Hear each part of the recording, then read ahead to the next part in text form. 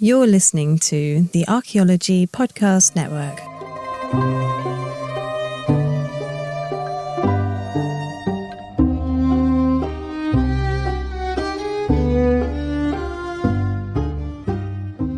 Welcome to Digging Up Ancient Aliens.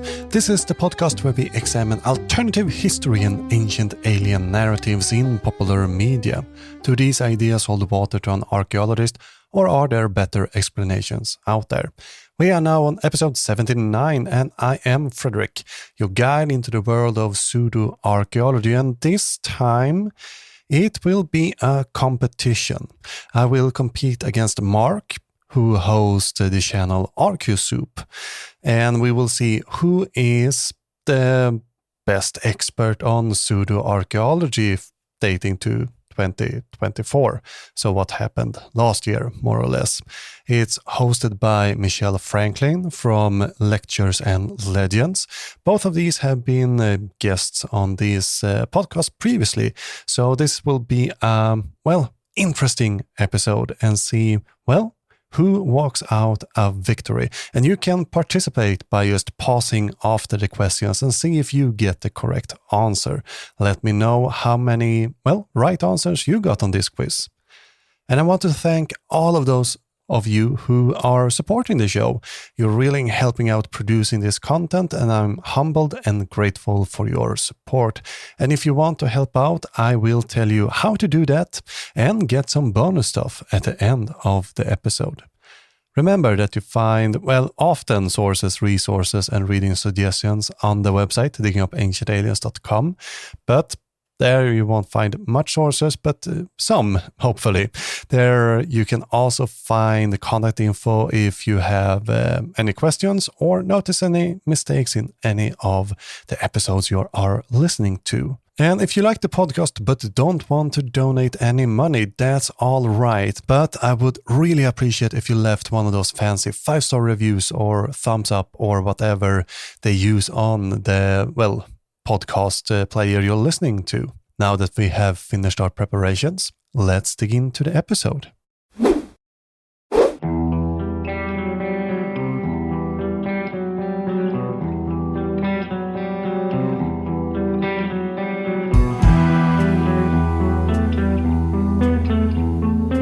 So I want to welcome two returning guests to the show. We have again Michelle and Mark from ArchaeoSoup. So what we will do today is watch a 2.5-hour Ancient Alien special on the British Isles. We did that already, and I think Mark and I had to be professionally resuscitated after that. Mark, you got this blank. It's still one of the best episodes I think that you've ever done, because you can visibly see our brains melting out through our eyes. Yeah. I had liquid on the back of my neck. I was like, "What's that?" And then I realized it was just raw intelligence just leaving my body. I had to have a shower. No, I won't surprise you with that. I will actually hand things over to Michelle for this special episode. Wunderbar. So, this is a year in archaeology. Fredrik asked me to make a quiz based on all of the things that we've covered over the year in archaeology and history, and neither Mark nor Fredrik have seen these questions. So they have asked me to make this so they can compete to see which one of them dies first. What? I've only just learned it's a competition. Now death is on the line? Well, if it's a competition, there better be some stakes. Otherwise, there's no point. Yeah. I don't even know if there's a reward for winning. I think the reward is not dying dumb. The reward is knowledge. That's about it. So, Mark, do you have your scoreboard ready? Yes. Yeah. Mark, so if you will keep tally, although honestly, I don't think there's even a reason to keep tally. But Fredrik desperately wants to win, which I think both of you are going to win anyway, because these are the topics that both of you have covered on your programs, each of you, throughout 2024. So once Mark is ready, we'll start off with the first question. The loser I mean, just shows that they have not, watched Ancient Aliens and other pseudo-programming as much. That could be, if you win, that could be your reward, not to watch Ancient Aliens for 1 week. Wow. Give your brain a break. Yeah, you just emerge from the office and your partner's like, is it not happening? Are you okay? Is the internet down? Okay, cool. Yep. So good to go. Question 1. How did the Vikings actually bury their dead? I'm going to say it depends when and where you're talking about. Okay, good. Continue.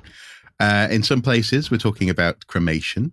In other places, we're talking about disarticulated burial and storage of bones, in fact. And in other cases, we are talking about complete burials. But I suppose it's a matter of definition. I mean, for example, there may be a local tradition near to you, Fredrik, that I'm not aware of. Yeah, we have the burial ships and the mounds and the stone ships also. Don't forget those. Mm-hmm. Yeah, no, absolutely, yeah. And actually, those are beautiful, aren't they? The little ships laid out in almost like a ellipsis of. Is that ellipsis? I mean, if you walk in some fields, especially on Gotland, you have whole fields of these little boats just laying around, scattered in the landscape. Mm. And is there no fire in these burials? Well, yeah, obviously. Obviously, in the cremations, you have to. Yeah. I mean, obviously, we all know that if you're really important, then you're put on a boat, pushed out to sea, and then set alight. Yes.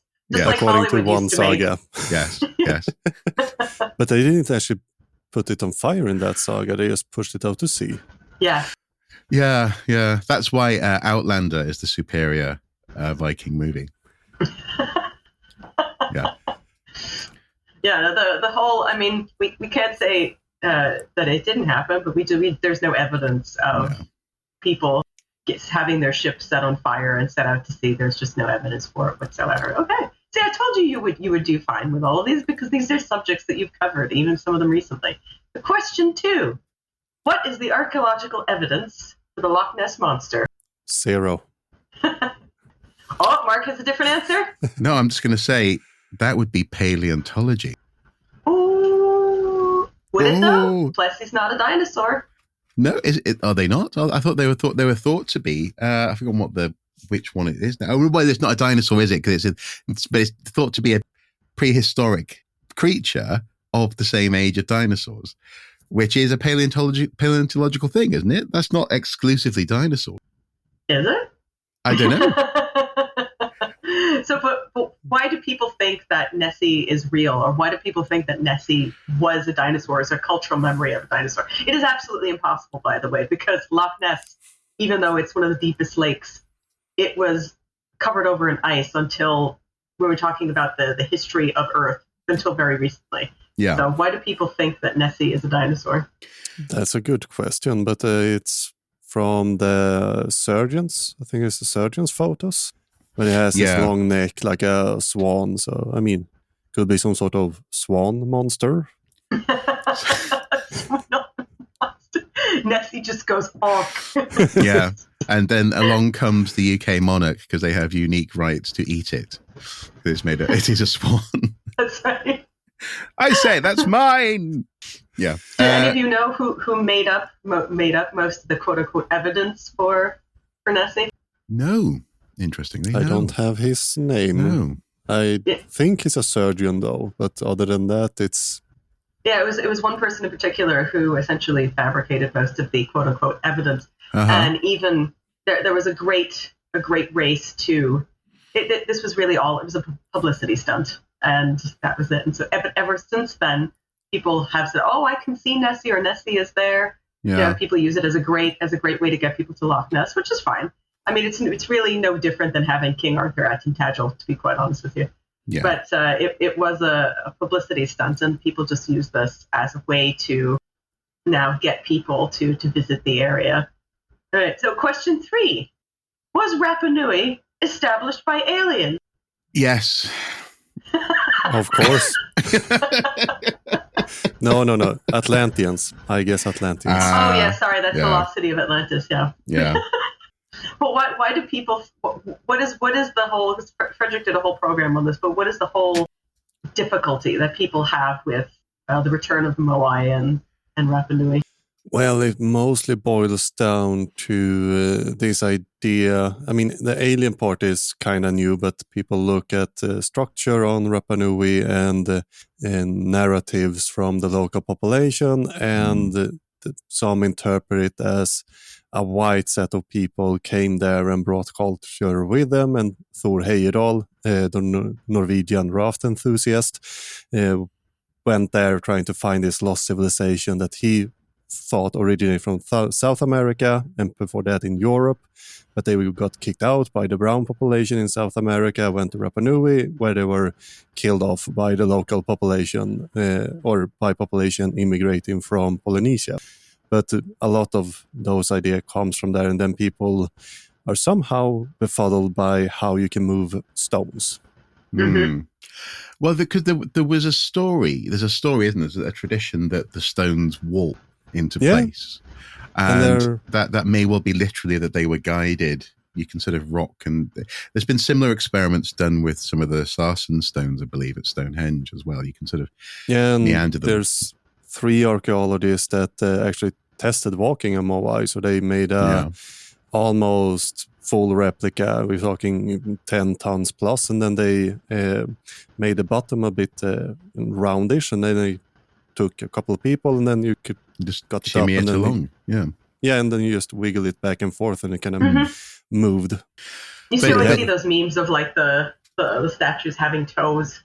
Yeah. On the other end of the world, like the heads are here and the toes are here. Yeah.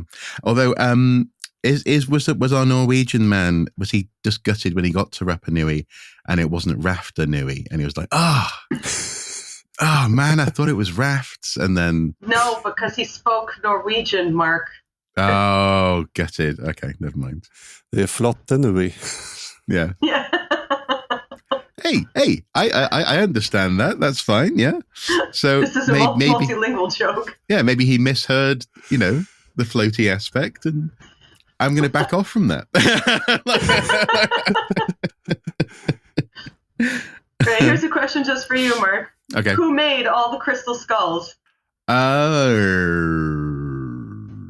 I know that they sort of turned up in the mid 20th century, seemingly made by modern people, basically out of using techniques that are in fact not appropriate. I don't know the full history of it. I do remember being very disappointed when they turned up in Indiana Jones and the Kingdom of the Crystal Skull.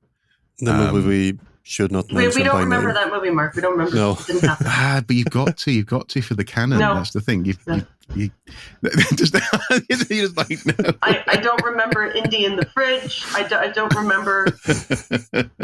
I don't remember the aliens talking at the end. I don't remember.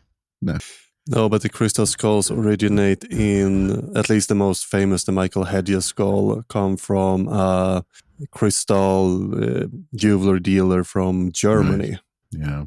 Whose okay. name Right. I forgot, but he bought it there. He bought it from an auction, and then he tried to tell this story a while later that he found it in, was it Belize or something like that? Mm-hmm. And then his daughter has embellished on the legends ever since. And his daughter thought that the skulls that actually they could tell the future and that they talked to her. And I just want to know how she divined that, how she thought that the skull, like, did she put her hand in and they went and they could actually talk, or did she like shine the back of the skull and looked in it? I just want to know what how they actually spoke to her and told her the things. I think it's telepathically, and if you want to have this power yourself, you can actually buy a set of 12 crystal skulls on Etsy nowadays. Oh, so you can have a complete set with a little mat you can place on. I'm going straight there, straight to Etsy. See, I have a sickness, okay? I really do, because all I've got going around in my head is, Believes me, guys, it's the real thing. It's just like, for God's sake, Mom, what's wrong with you? What's wrong with you? It's great. We don't even have to say anything, Fred. We just watch Mark go in circles, going and then oh no. I'm a self-trolling pun maniac. Yeah. Yep. Ugh, terrible. As long as you know. I've been told. All right. Next question, just for you, Fredrik. The Kensington runestones. Evidence of Vikings in the U.S.? No, it's evidence of a Norwegian with too much time on his hand. No, sorry, a Swede. He had a Swede. Norwegian companion too. But this one is not the only one. So what other great frauds are there in the U.S. and why specifically? Great frauds. Were these runestones actually made? Obviously, there's the 2020 election. Then we've got. No, that's not funny. That's not funny right now. Well, when it comes to runestones, there's two of them. I think one is in Oklahoma. Mm-hmm. And who want to go there? So, I mean, obviously a fraud. But, I mean, a lot of this ties into Scandinavian identity of the immigrants in the early 1900s. So these rune hoaxes are, in reality, a more interesting history from a modern perspective. Yeah. But it's also part of this idea that Americans, the white part of the population, want to feel that this is their land, it's them first. So they kind of invent ways to but Europeans were here a lot earlier, so we don't steal land from the native, we're just reclaiming it. As if the Vikings were there before the natives? No, on the Kensington runestone, they're apparently killed by the natives. So, but I mean, it ties them deeper to the country. Then instead of a couple of hundreds of years, we're talking thousands of years of history there that they can relate to and claim heritage from. But there was a lot of identity movement in the early 1900s, late 1800s, especially among the Scandinavian population that moved to Minnesota and these places, that they still had a strong Scandinavian identity. They still spoke their language. They didn't integrate properly. So they want to, create their own celebration. They got jealous that they celebrate Columbus and not Eric the Red or anything like that instead, because, Columbus discovers America. Yeah, Leif Erikson. And but Leif Erikson, according to the sagas, discovered it, much earlier than Columbus. So there was this idea that we should celebrate Columbus, and that's maybe why the Kensington runestone was created, because it was found in close to the World Fair that was taking place, where they celebrated Columbus, and they were a bit upset that the Norwegian and Scandinavian, Swedish people didn't get their representation there. And according to the Norwegian that seems to have been participating in the hoax, at least according to his children, who talked with historians in the 70s, they said that they wanted to, show off those stuffed academics. Well, I can't really decide how I feel about it, because in that sense, I wonder if these hoaxes were designed to be taken seriously in a sort of a later sort of states-wide national story, or if it was just someone trying to set up folk tales. I mean, you can ask similar questions of, for example, the origins of Mormonism, for example. What sort of impact was actually intended in those early stories of discoveries in the woods and being visited by an angel? Was it actually just to impress the people around in your immediate vicinity, or actually was it a sort of as some places in the world today do, an attempt to use interpretations of archaeological evidence to legitimize full-on statehood, as opposed to just sort of feeling comfortable where you are? Do you know what I mean? I have a bit of sympathy for... in the case of Mormonism, I don't think there's any archaeological evidence that Jesus to the US. No wooden submarine has been found to date. No. but in that sense, I can imagine a bored Swede just carving out and it takes a little bit of knowledge. I mean, like he clearly knew some older forms of Swedish and Norse derived. Not really the dialect. runic alphabet that he used. We have several versions of it, and we have to remember runes were used in Sweden as late as 1911. Yeah. And the script he used has no earlier evidence than 1875. Oh, so not even. So I was always under the impression that the runes were flawed, but something about the grammar was pushing it back to medieval, at least, or not? No, I mean, I have read a lot of rune stones, both medieval and Viking age, and when you approach this early Scandinavian language, it's very difficult, especially if you're not used to it. Right. You can't really go to a runestone, read it fluently, even if you know the individual letters or look them up. But this is like someone in the 1800s imagining how it would sound in the 1300s. And I mean, it's a mixture of modern Swedish, Danish, and Norwegian languages that the creator obviously had access to. Yeah. His biggest flaw was obviously not including Icelandic or Faroese. But also as well, it sounds in that case then it's a little bit like bad dialogue written that's sort of medieval, Mm-hmm. Thou, ye old. Yeah, ye old, horrible. yeah, my lord, yeah. Okay, interesting. It's okay. Sorry, in that sense, it sounds more like a D&D prop. It's kind of like a, You know what's funny, Mark? There actually is like a fake runestone like that, where apparently at a LARP, this is true, there was a runestone to commemorate it. There was a LARP where they shot down a drone, and somebody took a spear and threw it, and you can. So they decided to commemorate this very funny LARP event, and you can see it, and it's like a really angry person with a spear, and then like an evil drone with a sad face on it. Yeah. Amazing! It's really incredible. Okay, next question. I want to be petty about the Kensington runestone because it's actually medieval. It was written according to the stone itself in the 1400s. Yeah. So no Viking was involved at any point. No, impossible. Oh. When was the Viking period over?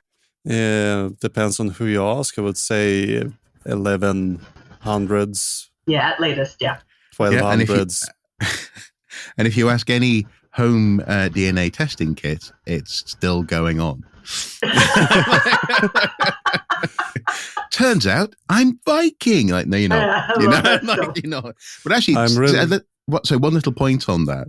An awful lot of people get very excited when they see a percentage of Scandinavian something or other in the results.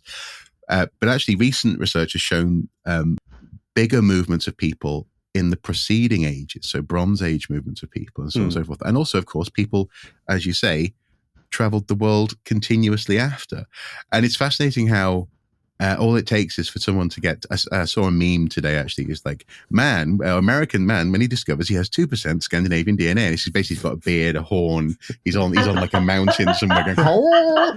But it's interesting that people think that must mean Viking as opposed to, just Scandinavian. As we talked about when you and Howard were on our program. That doesn't mean anything. A Viking was somebody who very specifically went somewhere and did a specific thing. So if you stayed home, you were not a Viking. Yeah, but it also wasn't a genetic quarantine. It's not like you had a group of people who like, you have one of those genes. You need to leave. Go away. But I don't want to leave Sweden. No, you have to go now. Oh, okay. Sorry, I'm rambling. I love the meatballs. Yeah, exactly, meatballs. Okay, so something else to infuriate both of you. How many Templars made it to the U.S.? A lot, and they buried treasure in very deep pits. Yeah, under a church at the edge of the old Dutch city of New York. Don't forget the Treasure Island in Canada with its money pit. Yeah. Where is that? I've never heard of this. You haven't heard about... Where's my treasure island? Is it Oakmont? Something? Oak Island. Oak Island, yeah. Have you missed Oak Island? You haven't heard of it? Whoa. What myth is this? What myth is this? The Oak Island mystery. It even has a show on the History Channel. Yeah. Like it's second only to hunting Hitler. Like it's it's a big show. It's long running. I never heard this magical treasure island in Canada. Yeah, no one ever told me this. Was according to legends discovered by some kids that decided to dig a very, very deep hole, I think 30 feet or something like that. Okay. Because they figure out that it would be treasure when they found it, and then the hole started to get sold to different treasure parties who has been searching, and people have been killed in there, and it's keep flooding, and they have been digging there for about 100 years or so. Yeah. There's a show on History Channel. All kind of mystery. You don't know. The treasure is the stupidity we found along the way. Yeah, although in a very literal sense, actually, I guess if you sell a mine, you are selling a hole. Yeah. And I mean, I guess it's a money pit because, they have sunk a lot of money into it. Hey, nice. I'm going to give you an extra point for that. Yeah.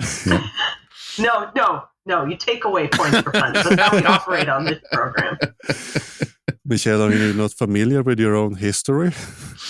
Apparently not. Apparently, I have never been told about the gold caves. And it's not a cave, it's just a pit. But I'm just wondering where my money is at this point. I mean, 41 years I have turned in this world, and no one has told me that there's a magic money pit that I can go and dive into. Yeah. And retrieve gold from. That's but nobody has found gold. No. Because they're not digging hard enough. It's not true, is it, really? This is what happens when we take the children out of the mines. Yeah, See? This is true. But money has been found in the form of franchise rights and TV. So there is, there's drama in them there pits. Got to film it. That's great. Next question. Yep. Did the Vikings and their gods have spaceships? Of course, and spy drones. Oh, yes. Yeah. And heat-seeking missiles.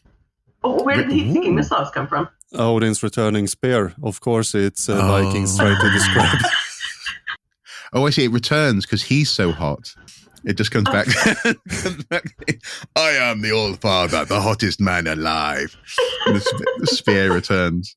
Except that one time when it hit him in the face. He's like, oh, my eye. I do appreciate Stargate's riff on this, though, and how they just thought that, Thor was like the little green men. Yeah. And Asgard was the ship. And they just go, this totally makes sense. Yeah, sure. Yeah. I do appreciate that they kind of leaned into that nonsense and just went, I seem to recall, I didn't watch a lot of that series because I don't think it was easily available.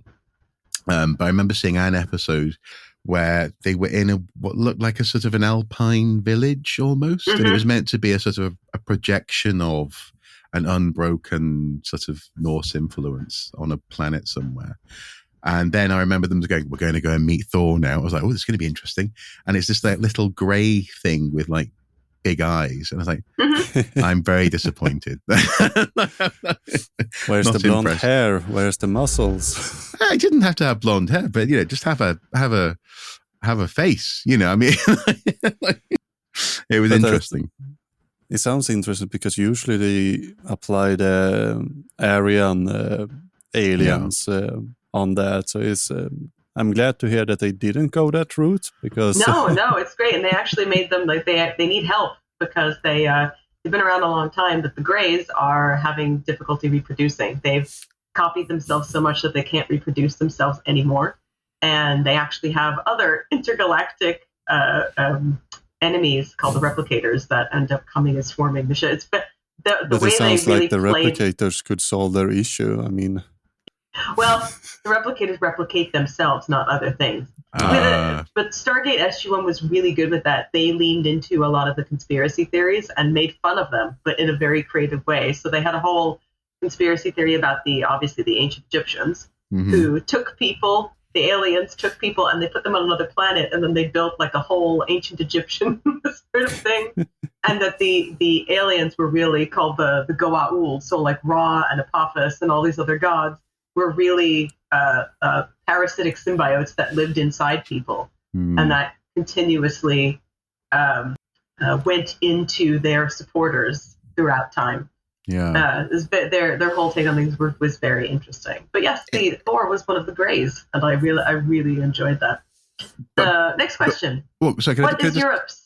So can I just say, both of those, interestingly though, add an interesting query, don't they? They imply that if you take a group of people from a certain time or place and you isolate them, so in the case of the Alpine village or in the case of the Egyptians, that their culture will stagnate, that somehow it will just self-replicate, no pun intended. Yeah, so we're their language, where they can all just magically speak English from 500 years ago. But aside from that, so in terms of art, in terms of scientific development, it seems as though the idea is people, and maybe this is true, it probably is true actually, that you need to have inputs from outside your bubble to be challenged and to grow and to develop, perhaps. It's an interesting sort of implication, I suppose, but it also actually implies that people are too unimaginative to change what they already have. Anyway, just intriguing. They do run into civilizations that are, most of them are either dying out or they need help. Right.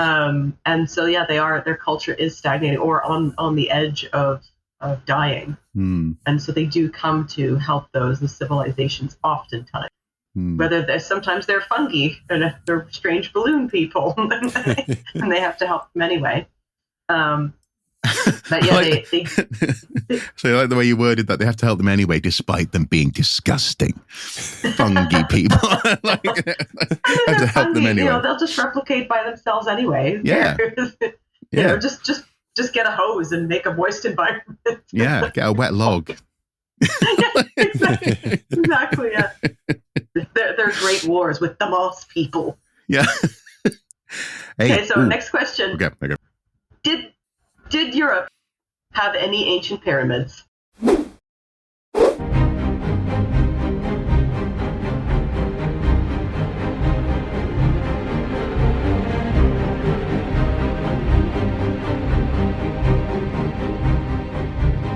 Yes. Yeah, Bosnia. Yeah. So in Bosnia, there's actually a whole national park for the Pyramid of the Sun set up. And is it Osmanovic? I think is the guy's name. Oh yeah, it's ancient. It's like from 19,000 years ago or something like that. The only problem is there's no evidence of it. And whenever people go there, like geologists, they go, "This is geology," and I like the way you're both simultaneously taking it.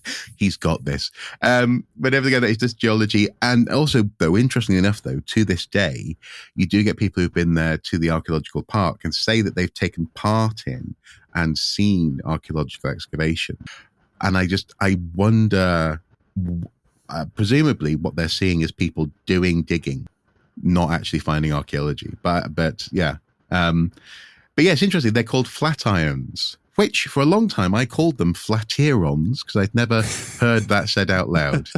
And then one day I heard on, I think it was a National Geographic program talking about the flat irons in part of the US. And I went, oh, flat irons. Not flatirons. Yeah, but Semiramis Managis have excavated a lot. Before, he had on his webpage picture from his excavations where he claimed we found a ancient road leading up, and what he have done is dug down, so he hit bedrock. Yeah. And then just put the angles of the shaft a bit so it goes like a road, but he has no idea what he's doing, and part of his evidence is photos with a crystal camera that can only be interpreted by its inventor that photos the area of the hill. Wow, and I thought geophysics was complicated. That's astonishing.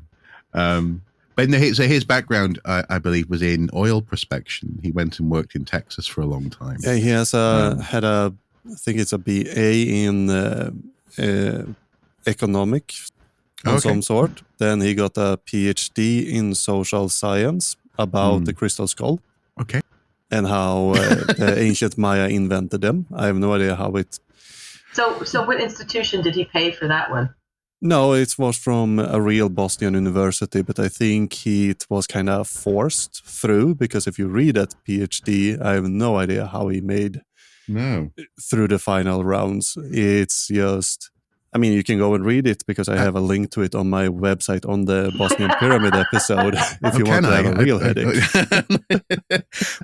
And this wasn't written from a sort of a folk tales perspective. This was written as though it was an actual... No. So it's like a archaeology paper, but written by someone who has no idea about archaeology, and for a social science or I could social... have gotten my PhD then. Oh, yeah. Social politics degree. And then he was he became a professor, but it was just for a paper mill or a diploma mill. Okay. So he often refer himself as a professor. And my favorite thing about him is that when people started to write him and complain about what he was doing and all that, he just add all these real archaeologists that wrote him and complaining as advisors on his website. Listen, that's a genius move. Yeah, it's like, hey, you're advising me. What are we wasting our time for? Yeah. You get exposure. It's a win-win. Genius move. Oh, wow. Fantastic. But to answer your question more seriously, there are one ancient pyramid in Europe that still stands, and it's in Rome. And it's an actual burial. Then we have pyramidal structure in Hellinikon in Greece. But I don't think those were pyramids. I think they were just leaning inwards and then would go up as a tower. And they seem to be quite recent. I even visited those earlier this spring. Beautiful place, but it looks more like a construction that we use in farming, and there's other similar examples in I think it's Croatia with similar structure, and then it had a straight tower on top, but the sides were kind of leaning, had a slope on them. And crucially, the Rome example is inspired by, of course, expeditions into North Africa. So in that sense, it's not a Roman pyramid. It's inspired by something else, similar to, for example, near to me, Durham Cathedral. Its architecture is inspired by people coming back from the Middle East, having seen mosques and going, "Oh, we could make that," and doing something similar. So, no, it was aliens. They did it, Mark. They did it. Yeah. I love the idea of an alien. They also put the spaceman on the cathedral. Yeah. And the xenomorph. The xenomorph in Glasgow, yeah. I love the idea of an alien going around with like either a salesman's coat or a briefcase rather, and just turning up and going, "Take me to a leader." So you're taken to the leader, and just goes, "Right, have you considered pyramids?" And then just go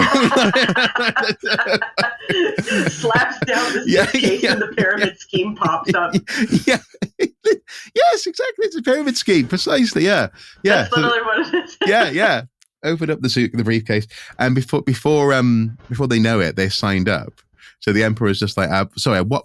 Who are you? What's going on? He's going, right. So you want the emperor's just looking at the thing you signed, going, "What's a timeshare?" Yeah. He's like, right. So we're signed up to package B, right? Okay, yeah. And they have no time to back out of it. Before you know it, the Senate's having to, fund a pyramid, and the alien's like, yes, commission. At the beginning of Saints Row 4, which is one of the best games ever, there's a whole sequence where Keith David is like the advisor to you are the president, and Keith David is the advisor to you. He goes, okay, so which one, like the aliens are attacking, there is literally an alien ship coming and attacking people. The aliens are coming to suck up Jane Austen. This is a real thing that happens. And, if you've never played this game is absolute genius. And so Keith David holds up 2 contracts, and he goes, which one do you want to do first? Do you want to cure cancer, or do you want to cure hunger? And that's like your first choice as president. And you go, oh, no, man, fuck cancer. And then the aliens come and they stop you from curing cancer. Wow.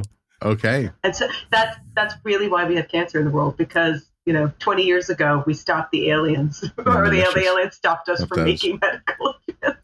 Yeah, if only. Speaking of other infuriating things, is the Shroud of Turin real or fake? In what sense do you mean real? Well, Mel Gibson just decided to say that it was real. Oh, come on. And he Mel also Gibson said that says a lot of Phoenicians things. sailed to the Americas and that he don't believe in evolution or carbon dating or whatever he said. So, yeah. It's real in the sense that it's an actual artifact that was made by an artisan. It was in the Middle Ages. In the Middle Ages, it was, I believe, commissioned by the church itself locally. There are letters discussing this. It's known at the time. There are also letters discussing how it's a fake and how people are really upset that it's a fake. Yeah, exactly. And people are starting to get a bit too attached to it. And I believe it was under the previous pope that the last statement was issued on the Turin Shroud. And what they said was, undoubtedly, it is central to many people's faith, or rather, it plays a great role in people's faith. Yeah. Yes, it's a representation. But they don't go so far as to say it's not real. The only reason that people think that this is quote unquote real is, so just like Fredrik said with our previous question, somebody faked evidence, and they claimed that there was blood on the shroud. Yeah. There was no blood on the shroud. It was a paper that got pushed through by somebody who saw the shroud. I think it was in 1998. And they had a vision. They had a vision that it was real and that there was blood on it. And apparently that was good enough for the people who pushed the paper through. And of course, that paper has since been retracted and it's not real. We know it isn't. And people have to understand that in the Middle Ages, people didn't think that this was real. In the Middle Ages, there were lots of pilgrimages to see lots of different relics and artifacts, and we know that these relics were not real. It was a representation. It was a Sunday out. People could go and see the finger in a cabinet, and then they could come home, and it was a nice excuse to have a good picnic, to have a nice day out. Yeah, I mean, it was a tourist trap in a sense. You go there, you bought a medal to show that you was there, and then you went back. Yeah. That's pretty much it. It is, and no matter what. And the problem is, of course, conspiracy theorists will keep going back to this one paper in the 90s and going, you see, he said it was real, and they pushed the paper through, so it must be real. And now, of course, people are going, no, he's silencing him. You have the Shroud Research Group, I think they call, that consists of real scientists, all of them religious, surprise, surprise. But they are still publishing paper, trying to prove, and they actually get paper published and trying to get new dating techniques, and the only object they are testing them on is the Turin Shroud. And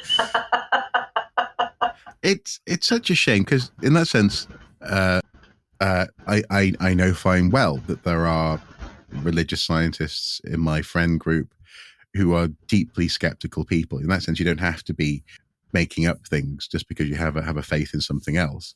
But it's also a real shame that this comes actually back to the episode that we recorded on magic, doesn't it? This idea that somehow in the past there wasn't the complex cultural capacity for people to enjoy fiction in a deeply meaningful, complex way. In the past, people knew that magic was entertainment. Yeah, magic is entertainment. Yeah, mystery plays as a representation, and artifacts, icons even of faith, as something to inspire you, as opposed to something that's literally, in this instance, the shroud of that wraps the body. So it's an interesting example. But also, this is, I don't know if this is on your list, Michelle, but this is something that I was mentioning to Fredrik the other day. This is why I suspect that the Gunung Padang retracted paper is going to just echo on forever for a couple of decades at least, because I actually wasn't going to mention that. No, it's good that you did. But because in that sense we've had, so I sent one link over to you, Fredrik, but that now there's been two more since then. Since that one, on the 27th of December, there were 3 or 4 in the autumn last year, and obviously the paper was retracted back in March. And I think what I'm finding quite disappointing is the the lack of literacy on the part of journalists to understand how important it is that it says this is retracted. It may still be readable. I will just say this, Mark, that I don't It's think clicks. I think that's by design, because they will it's to get clicks. They will automatically print an article based on a retracted paper, and then all the comments on that article will be, this is not true, this is retracted. But they do it purposely to get the rage bait going. Yeah. And that's one explanation, but then we have to remember that most papers has gotten rid of their, science journalists, meaning that they don't have people that actually can read a scientific paper, because it's not like picking up a book. You have to train a bit to do it. But the definition of the word retracted is universal. You don't have to and that's a bit bad from the publisher sides in this, because they should just remove it off the internet. Of course, there can be PDFs floating in obscure places, but they should just put a retracted and then pull down the article and the abstract, basically, and just, this was not correct. No. Next question to infuriate. So, were the 4 golden hats from the European Bronze Age just priestly antennas? Oh. No, it's to communicate with the space overlord, Michelle. Oh, yes. Sorry. Excuse me. Yeah, well, I can't disagree. You can't see for people who are listening, but Mark's confusion is just really wonderful. No, about the German golden cone hats. Yeah. But in that sense, it was more just a case of the space overlords. I wonder which ones these are. Which particular space overlords are we talking about at this point? It's a fascinating thing, isn't it, as well, with hats. But that's a whole other story. But are they just conical? I'm not quite sure which ones you're referring to. So these are Bronze Age, from the Bronze Age, and found in Germany. And there are speculations that they are part of a calendar, if I remember correctly. I actually saw one of them here in December when I was in Berlin, and realized that the Pergamon Museum was closed for the next 30 years. Well,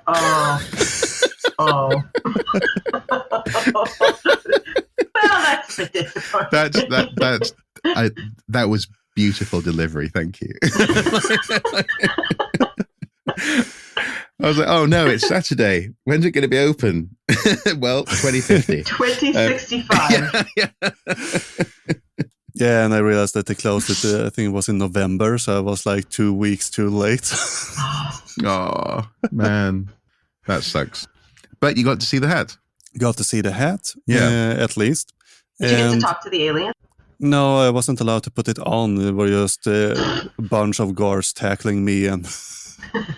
But you did manage to lick it. That's what's important. Not even that. Don't mess with the Germans. No. The next question. So, are mummies, vampires, and draugrs aliens? Of course. Where the hell are we getting this idea from? This comes straight from Fredrik's podcast. This is amazing. Wow. I mean, I've heard lots of other interesting conversation around, particularly Draugr, but that they are aliens. So is it the idea that the alien consciousness is seeding itself into the recently deceased? I'm a bit hazy on that because it's quite long ago, but there's something ancient aliens quickly ran out of ideas and tried to scramble to find content. So I think it's that they have this weird disease, and since they are immortal, it must be some sort of alien connection between them. Oh, is it possible that? Yeah. Okay. Interesting. Okay. Yeah. But here's another question for you, Mark. Okay. Yeah. What archaeological evidence is there for giants? Specifically the Lovelock giant, the San Diego giant, and the famous Cardiff giant. There's real bodies. I've seen the news clipping. The Cardiff one, is that a real body? I don't know about that. I have been the one good thing about having now actually finally taken an indefinite hiatus from having an Archaeosuit Facebook presence is that I no longer have to sift through the feed of Photoshop skulls and I mean the other day there was a toothbrush. This was AI actually, an AI toothbrush that was meant to be the size of a basically, I don't know, a bus, because giants, and they can't even get the scale of these things consistent, because like sometimes the giants appear to be just big people. In other cases, they seem to be the size of the Colossus of Rhodes or something, and it bothers me. But then, what bothers me even more, this is a long-winded answer because I have no actual answer for you. What bothered me even more is that we're getting this now in the new Indiana Jones computer game, which is a fantastic game. I'm very much enjoying it. It's so good. It's so good. So good. But they're doing it. They're doing the Nephilim, and they're doing something else at the end. I don't want to spoil it for people who haven't finished the game. And that's a shame, because it's one of the more. It's not as overtly colonially crap as Ancient Aliens and so on and so forth, but it's one of the most persistent pseudo-archaeological New Age myths, and it's strangely popular with people who are very much of faith, of a belief, and they need this to be real for some reason. They really and it confuses and upsets me, basically, because clearly you have people who are making, especially in the early. Is it any better than the Ark of the Covenant? It is better. I think. No, I think the Ark of the Covenant is better, actually, in terms of because at the very least there's a focused single object which has a connection to the storage of laws and Moses and all this kind. There's a reason for that, for this focus of an object, and in that sense, it could be construed as something similar to the Turin Shroud. It's an icon of faith. It's a representation of a story. But with the giants, it's the fact that it's so inconsistent. But it's more to, in the early 2000s, especially in the early 2010s, people were really ramping up their Photoshop skills, and you had these really upsetting, little people next to giant skulls, like they don't want you to know the truth. And, we all saw that crap. Yeah, and it's such a. I mean, they've been going on with this for ages, though. I mean, look at all the tabloids. You see every tabloid. Alien baby is born to giant man. The client. Everybody knows it's fake. It's just funny. But I have a special place in my heart for those old school Photoshop pictures. It's just something. Oh, so good. So good. I mean, I do, but the problem is that the comments below are indistinguishable from comments you get still today. People just go really push it. So for example, this is completely off topic, but someone commented the other day on a TikTok piece about it was the Joe Rogan wristwatches clip. So someone shows him pictures of, I think, from Sumerian carvings with so-called wristwatches. And someone commented saying, but isn't it possible that don't get me wrong, she said, I don't believe that they're wristwatches, but isn't it possible that our leaders are trying to make us think that gems and quartz and diamonds don't have special time travel powers? so that we don't. That's not at all where I thought you were going. Yeah, I know. So that we don't investigate it, so that we remain powerless. And I didn't respond, but I really wanted to say no. You know what? Because Sharon, you take your little rose quartz and you go up to a world leader and you magically bibbity bobbity boo them away. Yeah, I'll believe you. Yeah, exactly. Yeah, do it, fine. But I think it's much more likely that people getting lost in those comment sections is precisely what lets people get away with not tackling climate change, not doing effective economic work, not actually, working for the benefit of humanity.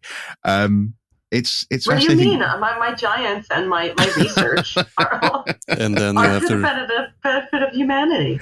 Yeah, you have to remember that the sites often radicalizes you in a way. So I completely destroyed my social media accounts for this podcast, Digging Up Ancient Aliens, because I pressed the, pseudoscience. I get more and more, and it gets darker and darker for every day that passes by. But I mean, for a normal person that clicks it, oh, this looks interesting, then they see it again and again, and kind of reinforces this idea that it must be true. And I mean, as I said, a special place in the heart for the old school Photoshop, the AI. I'm not really, I hate those, but they even got lazier recently. So have you encountered Stargate Voyager, or Derek Olson, as he's also known? He published a lot of weird claims online, but recently he published a picture of a skeleton and said 15 real evidence for giants. And I reverse Google that image. So it's from a Mirror article talking about the excavation in the Astrakhan region in Russia that mentions nothing about them being very tall. So it's just a photo. This skeleton is far away, Dougal. No. And then he kind of cropped it so it kind of looks big, but... Wow. That is lazy. That is very We're not going to talk about the Holy Grail, but I just want to mention it for a second, because all of these, and obviously all of these giants are fake, and but all of them for specific reasons. But especially like the Cardiff Giant, which just like a carnival hoax, and it's made out of stone. And when you look at it, you just go, oh, come on. Like, who would believe that this is real? This is ridiculous. He looks like a Pez candy. It's really terrible. But people, I've even heard people say things like, oh, but people who don't believe in conspiracy theories say, oh, but the Holy Grail was real. And I go, no, we know who invented it. It was never real. It was really, it was part of the Christian cycle, and it's meant as a symbol of purity and faith, and it's unattainable. That is what the Grail means, that it's something that's completely unattainable. But people still believe that it's real, but just because it's so prevalent in media, and as well when it comes to Enochian literature, which is what these giants of the Nephilim are from, people look at the Ark and they go, oh, but like the Ark of the Covenant, that might have been real. We don't have any evidence for it, but it might have been. So why not the Nephilim? If we can find evidence for it, then no, it has to be. They think that like the Book of Enoch and the Book of Giants were taken out of canon because the government doesn't want you to know. They don't want you to know that there were really giants. You go, no, those were written way later. That's Greco-Roman time. People don't understand the timeline of when things biblically were written down. So in that sense, they see books like this, and they just think, well, why isn't it part of canon? Or why don't we know about this? So in that sense, do you think then that actually there isn't, is there a safe level in that sense? So if I was trying to make a distinction between the Ark and giants, or and even, for example, the Turin Shroud and giants, but is it possibly a case of, for example, maybe actually the Turin Shroud should be considered to be akin to the Ark, if not giants, because it's clearly an artifact of fiction. It's religious fiction, but it's still fiction. Should we get into the whole is all religious fiction just fiction? Well, it's a pretty deep discussion. I'm not. I don't. This comment section is going to be hard enough anyway. But I think it's possible for people to have articles of faith. Yes, I know what you mean. Yeah, in like a personal way. But it's interesting. Yeah, I think I see why you hop from the giants then to the Ark, because in that sense, why are you letting one through, as it were, the gap and not the other? Yeah. So for example, if the Nephilim are mentioned in conjunction with Noah and the Ark, and if we don't have, there's obviously a Dr. Irving Finkel, who's such a legend, has written the Ark before Noah, in which they talk about what the Ark might have looked like and how based on the instructions, there's probably a giant coracle and that kind of thing. But again, we have no evidence of the Ark. No evidence of Noah's Ark, I should say. So is it really, at that point, is it really any different than the Ark of the Covenant? Yeah. That's it. Let's make you angrier, Mark. So the... I'm Are always the angry. obelisks? That's my secret. You're just going to Hulk out eventually. Are the obelisks an Illuminati conspiracy? Which specific obelisks? All of them. Right. Okay. No. No, because they're part of the ancient alien Egyptian power grid. No. So we all know that the pyramids generate with the hard drive? electricity, and then the obelisks are, like pylons that makes it flow forward. Yeah. Well, there you go. That's it. Yeah. I mean, one interesting thing I know about the obelisk that ended up in London, the Cleopatra's Needle, is that they used as ballast for the ship mummies, cat mummies, and other remains of the dead, which, when they got to London, they then used as fertilizer on fields. In and around the countryside. So, why do people work so hard to make these things make sense? Because the Illuminati, you'd think that they'd have better things to do, wouldn't you? I mean, also, that organization lasted a handful of years, and that was it. They were done. A couple of thousand years after the last obelisk. Yes, exactly. That's what they want you to think. Oh, yeah, sorry, yes, exactly. Obviously, that's what they want you to think, Yeah. The greatest trick the devil ever pulled was and just like that, he's gone. Yeah. I hadn't heard that one, obelisks. This is an education. Yeah, thank you. Yeah, here's another one you probably haven't heard, Mark. Is Newgrange aligned with the Orion star alignment? No, it's not. Yes. No. According to ancient alien theory. It's like we're all trying to out dry each other. There's this moment where I go, what? Oh no, yeah.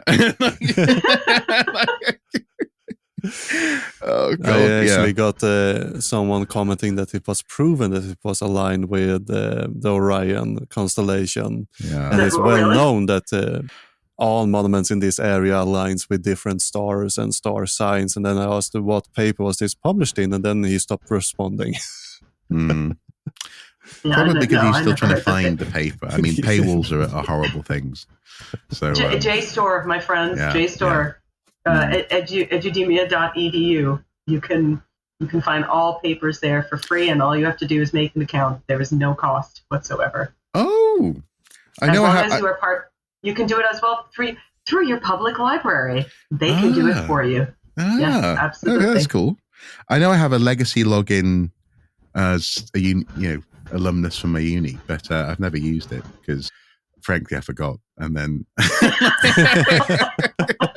now I'm just going, oh yeah, all this time I've been going papers. Need access. Okay, thank you. Public service. Next question, just for you, Mark. Yeah. Why do archaeologists love bricks so much?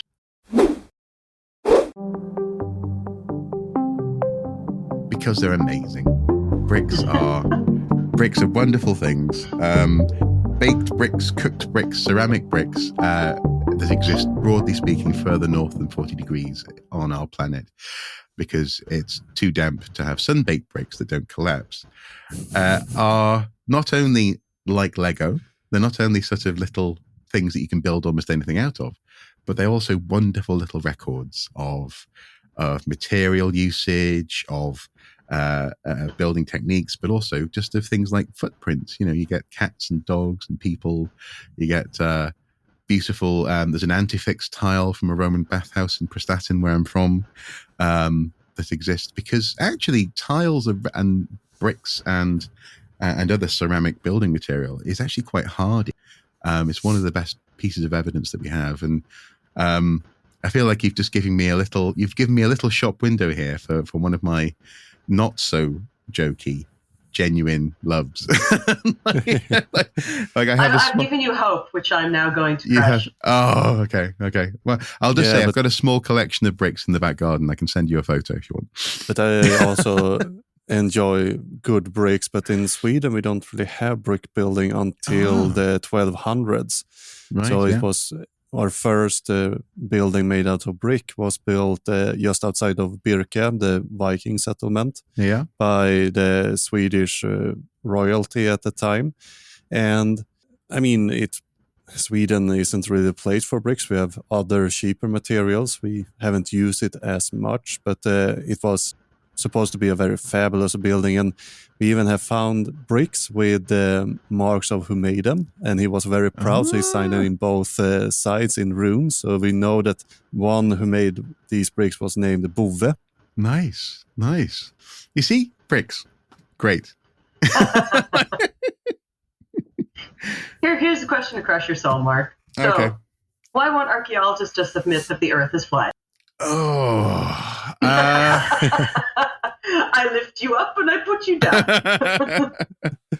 because to be fair, why would we? Like, and I mean that not only as in you won't admit it. Okay. no, but not only. Well, actually, no. Okay, let's flip it on its head. Why wouldn't we? Okay, so in that sense, if the Earth was flat and we lived in a perfect Euclidean geometric projection, then actually it would be wonderful for strata. It would be fantastic for doing an excavation because everything would be flat and you wouldn't have confusing shapes. And gravity wouldn't mess up a site after the fact. You wouldn't have to figure out the processes going on once something is actually in the ground. Life would be much easier as an archaeologist if the world was flat, but it's not, and we know it's not for various reasons, which I understand. But I'm also not an astrophysicist who points this stuff out a lot. Elsewhere. Or just very simply, even the Greeks knew the world was round. Well, that's the point. Yeah, Aristarchus. Yeah, the idea that the world was flat. People think, oh, medieval people. No, they knew the world was round. But how did they knew that, Michelle? Well. Because of the aliens. No, they knew it because of sticks in the ground and observing shadows. It's and actually there's one thing. Sorry, I know that was a joke, but one thing that I've been playing Horizon Zero Dawn in the past couple of months, and there's a wonderful moment in that game where the protagonist is climbing up a hill to get somewhere, and someone in her ear is saying, "The world isn't flat, Aloy. This may surprise you." And she just goes, "Of course it's not flat." And she talks about how just observing, I think it was shadows from the top of the ruin in the city. You could tell that there's a change, and I thought, people just thinking about it, just genuinely just mulling it over. I've always known. No, this whole idea came from Washington Irving, and it was really just a new Catholic idea. It had nothing to do with any kind of ancient people, as far back certainly as Greeks knew that the world, and even the very first map of the world that we have from Babylon is round. End of story. And that's something that amazed me with the ancient alien people, that they might be anti-evolution, they might be anti-history, they might be racist, but they are not flat earthers.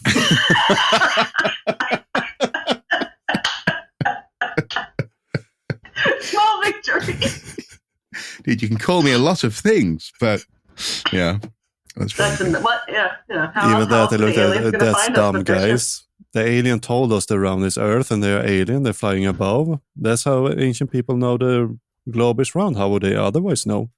It's impossible to know if you don't have a spaceship. I do wonder what happens when these guys share a conference. Oh, Fredrik, you gotta go, man. Yeah. You gotta go.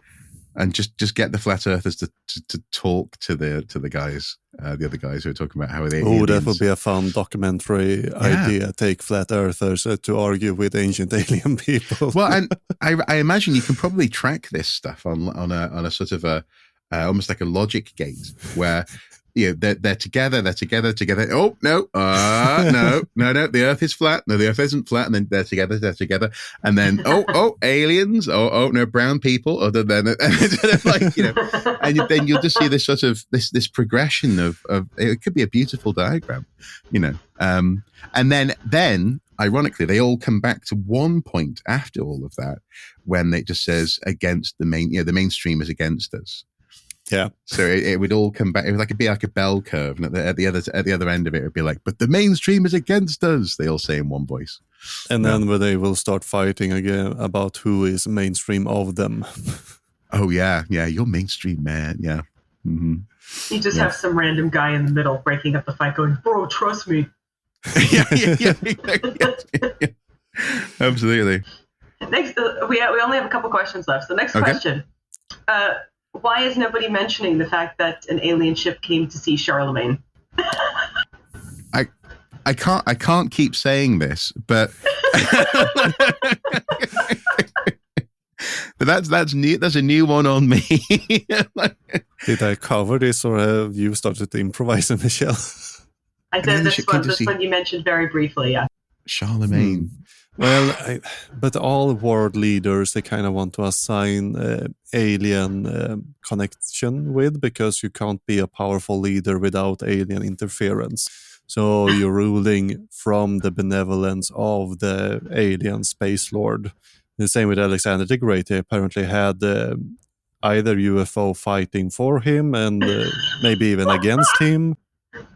In this one specifically, in the Annals of Lorsch in Germany, it says that there were two shields burning with red color and moving above the church when Charlemagne got there. Yeah, so there are other medieval texts that recall other celestial phenomena around this same time. Yeah. But it's the same thing with the wood plaque from Germany. There are so many things where people will look at these old medieval depictions and they go, "Aha! You see aliens." My favorite is the one from England with aliens that climbs down from rope ladders. Oh, okay. That one I don't know about. That one's fun. I don't remember the full story, but it's kind of like a sailor, and he comes down and then he drowns in the air because he's not from... Oh, that poor guy. I think one of them is also about an anchor that gets stuck in a church because they need to anchor the spaceship. Oh, okay. Yeah, that makes sense. I suppose. And second to last question. What happened to the aliens who fell from Magonia? From what? Magonia. Is this too much? Have we entered a realm that's too much for Fredrik? I think Fredrik's brain, a certain part of his brain, just automatically wipes every time he gets a trauma response. Deep into the hole, and he just goes, "Oh God, I don't remember." This one is a 9th century Latin manuscript. The Archbishop Agobard of Lyon complained about the French peasantry insistent belief that a certain region called Magonia, whence ships came in the clouds, and apparently there were people who showed up and got off. And yeah, that's part of the legends I just mentioned, but I'm bad with names. It's horrible. It's likely that the Archbishop just made up this story because nobody else mentions it whatsoever. And it was people think of this one because it was the Brothers Grimm who latch on to this story and then repeat it. Okay. No, there's no evidence that this ever happened. And people think it might have been some kind of part of a Germanic or Frankish mythology, but there's no evidence it ever happened. Same thing with the airship of Clonmacnoise. It's a very famous. Actually, Howard and Fredrik were talking about this because, as Howard said, I don't understand where people get this whole idea of Celtic and Viking peoples and airships. So there is a story about the airship of Clonmacnoise that happened in the early medieval times. And that there was an airship that came, and again, people got off and said, "Oh, how do you do? Let's have lunch." And then, that's it. But nothing else happened. And this event is actually talked about in a couple of sagas. Okay. Yeah, but flying boats are quite common idea. I mean, if you want to have people have always wanted to fly, and using a boat seems like a logical idea. I know that Canada has some lumber stories regarding We fly flying those birch things. canoes and lumbers to make a deal with the devil, and then you can go to Montreal and celebrate. It's very hard to get the wings on the canoes this time of year. Yeah. Well, That's the magic word that makes the boats fly. Yeah, exactly. Do you know, this is a slightly dark joke, but I saw the other day with recent talk of US expansion, the idea of Canada becoming a state, which is laughable. People were workshopping names for the new country, and they were saying it should be the USA. Very good. No, not very good. No, okay. It's not funny. It's not funny. Dead boy. You're not looking forward being the 51st state, Michelle? Yeah, sure. I mean, we'd love to take over the U.S. and give them free healthcare. That's great. Yeah. We'd love to do that for them. Yeah. Especially with the horrible fires going on now, we would, Canada's already down there fighting the fires, so we would love to give them insurance. Yeah, absolutely. Canadians and gay firefighters, apparently. Are they one and the same? I'd love to see pictures of those. Fantastic. Yeah. Mm-hmm. Great. Love it. Last question. Did the aliens build Rome so that all roads lead to the same spaceship? Come on. That's a saying, man. That's a saying. Where did it come from? I don't know where it comes from. I can't remember where it comes from, but it's a saying, and that's not a guiding principle of Rome wasn't built before the road, after the road network, rather. Do you know that implies that there were roads there, and then the Romans founded Rome? That's not how it worked. That's not how it happened. That's not. And then the idea that therefore it's a drawing process to suck in humanity onto the mothership. It's just logic, basic just principles of cause and effect. That's all we need in 2025, and I'm not sure we're going to get it. And all roads go to the object that it's referring to. Not the Colosseum. Fredrik, do you know? I would say it goes to Colosseum because it's a great place to land your spaceship. Oh, interesting. Okay, the circle. Okay, I see that. Yeah. It's in reference to the Millennium Aureum, the stone. But I mean, it's logical that the Romans would build roads that lead to Rome, since it was the capital. Yeah, but that's where the aliens are, obviously. Yeah, I'm I love you guys, but can we next time do a quiz that doesn't kill us? This was at Fredrik's request. So on that, how'd you do, Mark? What's the score? I haven't actually. This isn't taught. I have a score of 7, which Fredrik will be happy to know is not as high as his score, which is 7.5. Oh, so very well done, Fredrik. Well done. And the 0.5 was just for a little bit of extra knowledge here and there. So very well done. So Fredrik, now that you've won, what do you get? Yeah. I guess I don't have to leave the show to Mark, who otherwise would be your new host. Oh, God. Just crying. I don't want to have 2 hours of Mark ugly crying in a microphone. So I didn't know. I didn't mean to win the quiz. I'm so sorry. Wow. Well, I don't know. I mean, do we think that that the ideas are going to calm down as far as No. Okay. No.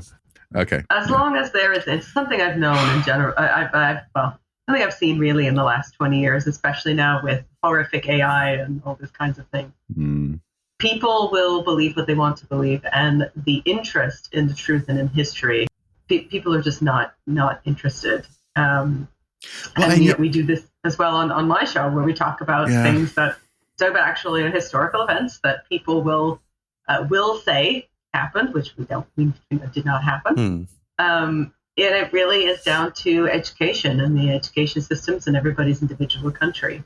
And unfortunately, there are certain countries that have unfortunate education systems.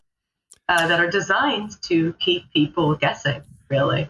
Yeah. And they just leave people to find out on their own. And sometimes that works and sometimes it doesn't. But I actually working on Ancient Apocalypse at the moment, season 2, so I have new headaches going on here. But Michelle, Mark, great having you back. Happy that I didn't have to hand over the show to you, Mark. I think you're equally as happy. Remember, read the fine print in the contract next time. Yeah. But, yeah. It's a predatory Fredrik contract. Yeah. But take care, and I hope to see you again sometime. Bye-bye. We'll see if we come back. And again, a huge thank you to Michelle and Mark. I'm happy to walk out of this a victor, even if the, victory was slim. And make sure to check out Mark's and Michelle's content on other channels. I will link their stuff in the show notes to this podcast, so you can just go there and get even more history, archaeology, and a lot of different things over at their channels. And if you want to support the show, head over to patreon.com/diggingupancientaliens. Or if you want another option than Patreon, you can sign up at the members portal that you find over at diggingupancientaliens.com/support. Signing up gives you, ad-free episodes, you get early episodes, and you get extended episode. So this episode was a bit longer, but you who are listening in the public feed, you missed a bit of discussions in this episode. But if you become a supporter, you get bonus content and extended episodes. Again, if you want to contact me, it can be done through most social media sites. And if you have comments, corrections, suggestions, or hankering to write that email in all caps, you find my contact info on the website. The show is created with the support of the Archaeology Podcast Network. You find a lot of other great shows like the CRM podcast and my travel on their website. Producer of the show is Ashley Array, and I, Fredrik Trussaham, wrote most of the episodes, not this one, edited and mastered the episode you are listening to. Sandra Martelor created the intro music, and our outro is by the band called Trallskruv, who sings their song Foliehatt. Links to both of these artists can be found in the show notes. Until next time, keep shoveling that science. Men jag skyddar mig